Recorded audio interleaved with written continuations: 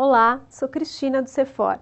Certamente você já deve ter ouvido falar sobre aquecimento global, efeito estufa, variações climáticas como elevação do nível do mar, alteração do regime de chuvas, que atualmente vem afetando a vida de todos nós, cidadãos paulistanos.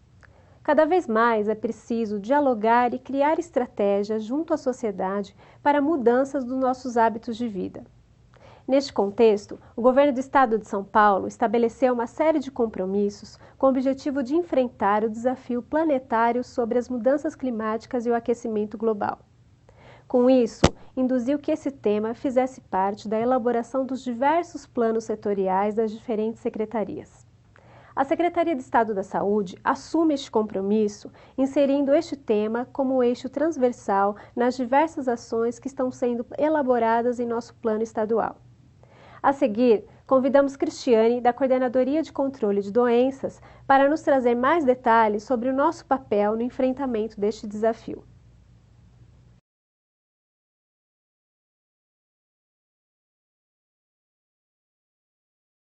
Olá! A Conferência das Nações Unidas sobre o Meio Ambiente e Desenvolvimento, realizada no Rio de Janeiro em 1992, estabeleceu um tratado internacional, a Convenção Quadro das Nações Unidas sobre Mudança do Clima. Em vigor a partir de março de 1994, conta atualmente com 190 países do mundo, com o objetivo de estabilizar a concentração de gases efeito estufa na atmosfera em níveis que não interfiram no sistema do clima. Junto com o Protocolo de Kyoto, Japão 1997, constituiu o principal marco legal de resposta às mudanças climáticas. No documento da Convenção Quadro, os países signatários foram agrupados em 3 blocos com responsabilidades comuns, porém diferenciadas: países do anexo 1, países industrializados, países do anexo 2, países doadores, e países em desenvolvimento, países não anexo 1, no qual o Brasil se enquadra. Embora sem metas de emissão junto à Convenção Quadro, os países não anexo 1 assumem o compromisso de implantar programas de mitigação, diminuição das emissões dos gases de efeito estufa, desde que financiados por países industrializados. Por que este tema, mudanças climáticas, vem ganhando maior espaço nos debates da atualidade? No texto, elaborado pelo ambientalista Dr. Eduardo Jorge Sobrinho, pode nos ajudar a compreender este tema. O planeta Terra é, até agora, na nossa ignorância sideral, o único local onde um milagre, um mistério, propiciou a existência de vida e mais, vida inteligente e autoconsciente. Uma das condições para esta vida foi estar num sistema solar amigável que fornece toda a nossa energia. É sem razão que os sistemas religiosos primitivos tinham o Sol como astro-rei, como seu Deus máximo e criador, a origem ou garantidor da manutenção da vida. Ao longo de seus 4 bilhões de anos, a Terra passou por várias fases e variações climáticas, algumas até dramáticas, que colocaram em risco a continuidade ou provocaram a extinção de grande número de formas de vida. Eram variações climáticas motivadas por fatores naturais, tanto da própria Terra como de eventos no Sol ou outros do espaço circundante ao planeta. Agora vivemos um fenômeno inédito na história da Terra. A forma de viver da espécie dominante e autoconsciente, ela própria e pela primeira vez tem o poder de causar uma variação climática de longo curso. Por isso é chamada de variação climática antrópica ou mudança climática antrópica ou, mais popularmente, aquecimento global. A atmosfera da Terra, essencial para o fenômeno milagre da vida, é composta por vários elementos, gases. Esses gases formam camadas que retêm parte da radiação solar vital, criadora e permitem que parte refletida volte para o espaço. Esta parte que é retida numa linguagem figurada causa o chamado efeito estufa, que mantém as temperaturas máximas e mínimas numa variação compatível com o fenômeno vida. Sem efeito, as variações diárias e anuais seriam tão extremas que o planeta seria tão estéril quanto todos os outros corpos celestes conhecidos até agora. É exatamente esse termostato divino que está sendo afetado nesses últimos séculos.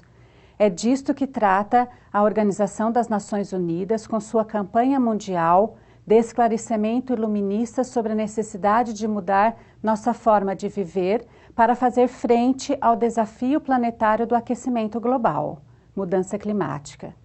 Este conhecimento científico só se evidenciou plenamente no final do século XX. Em 1975, apareceram os primeiros trabalhos de pesquisadores mostrando o que estava acontecendo. As formas de produzir bens, de consumir, de gerar e usar energia, iniciada pela Revolução Industrial e adotada tanto pelas sociedades capitalistas quanto socialistas, estavam aumentando perigosamente as concentrações dos gases que produzem o efeito estufa necessário para a vida na Terra. E ao fazê-lo, estavam, se não controlados, ameaçando a continuidade da vida na Terra, pelo menos da forma como a conhecemos. Esses gases, entre outros, são o dióxido de carbono, o metano, o vapor de água, o ozônio, o óxido nitroso. O CO2, por exemplo, está passando de uma concentração de 280 ppm, partes por milhão, no final do século XVIII, para 400 ppm no início do século XXI. As razões dessa alteração são atribuídas a modificações na forma de uso da terra, principalmente desmatamento, nas formas de produzir energia, principalmente na queima de combustíveis fósseis como o petróleo, carvão, na criação de gado, produção e manejo de resíduos, uso de fertilizantes e, por que não, ao aumento da população pressionando com seus estilos de vida os recursos naturais finitos que se julgava serem infinitos. As consequências iniciais são e serão elevação do nível do mar, acidificação dos oceanos, alteração do regime de chuvas, como secas e enchentes, intensidades de ciclones, degelos de polos glaciais. A biodiversidade, nossa maior riqueza, será atingida ameaçando suprimentos de água e alimentos. A ONU criou em 1990 o Painel Intergovernamental sobre Mudanças Climáticas, o IPCC. Ele tem feito relatórios periódicos desde então que analisam milhares de trabalhos científicos em todo o mundo e sistematiza suas conclusões para oferecer à humanidade as melhores evidências científicas sobre este problema. O último relatório mostrou que 97% dos trabalhos confirmam nossas mais graves preocupações sobre o assunto. Apenas 3% são apresentados por pesquisadores considerados céticos que não atribuem à atividade antrópica a responsabilidade sobre o aquecimento global nos últimos séculos. De 1850 para 2012, a temperatura média global subiu 0,8 graus centígrados. Os modelos climatológicos mostram que, a partir dos caminhos da vida atual, a variação até 2100 vai ficar entre 1,1 e 6,4 graus. O limite considerado suportável sem um verdadeiro desastre climático é estimado em 2 graus. Um aumento de 3,5 graus seria acompanhado pela extinção de 70% das espécies de seres vivos conhecidas segundo estudos de biólogos. Esse é, provavelmente, o maior desafio que a humanidade já enfrentou na sua curta existência no planeta. Não existe problema mais grave do que esse na nossa história moderna. Não existe nenhuma outra área de atividades que não será afetada e não tem influência sobre o aquecimento global. Não existe nenhum estrato social ou nação, grande ou minúscula, que não deva se mover para as tarefas de mitigação da produção de gases efeito estufa e para adaptação aos problemas climáticos que já vivemos e que vamos enfrentar crescentemente ao longo do século XXI. Finalizado o texto do Dr. Eduardo, podemos acrescentar informações sobre a política de mudanças climáticas no estado de São Paulo. Diante do contexto mundial, instituiu-se no estado de São Paulo a Lei 13.798, em 9 de novembro de 2009, definindo a política estadual de mudanças climáticas com o objetivo geral de estabelecer compromissos frente aos desafios das mudanças climáticas globais. Regulamentada pelo Decreto 55.947 de 2010 e contando com um comitê gestor, induziu o desenvolvimento de planos setoriais nas diferentes pastas do governo, como, por exemplo, Plano Paulista de Energia, Plano de Transportes Sustentáveis, Plano de Saneamento e Recursos Hídricos, além da instituição dos programas Integra São Paulo, Lavoura, Pecuária e Floresta, Programa Crédito Ambiental Paulista, Programa Paulista de Biocombustíveis, Programa Estadual de Prevenção de Desastres Naturais e Redução de Riscos Geológicos, dentre outros. Ressalta-se que a ação é pioneira em nosso país. As medidas contempladas nos planos podem ser de adaptação, aquelas que reduzem a vulnerabilidade da população e dos sistemas naturais, fortalecendo a capacidade de preparação, resposta e recuperação dos serviços frente aos efeitos das mudanças climáticas. De mitigação, aquelas que reduzem as fontes de emissão de gases de efeito estufa e a emissão de compostos de carbono.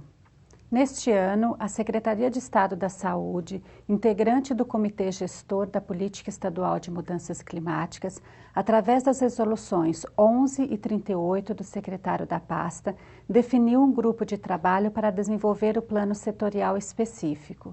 O plano conta com 39 objetivos, extraídos dentre os 138 objetivos existentes na Programação Anual de Saúde para o ano de 2015.